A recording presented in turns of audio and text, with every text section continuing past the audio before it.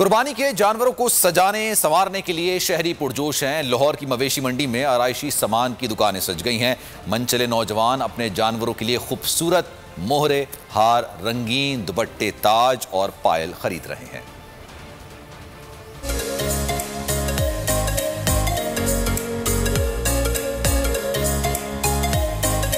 कुर्बानी के जानवरों की सजावट। लाहौर की मवेशी मंडी में बकरों, बैलों और ऊंटों के आराइशी सामान की दुकानें सज गईं। मनचले नौजवान अपने जानवरों के लिए खूबसूरत मोहरे, गले के हार, रंगीन दुपट्टे, ताज और पायल खरीद रहे हैं ताकि कुर्बानी के जानवर मजीद खूबसूरत नजर आएं।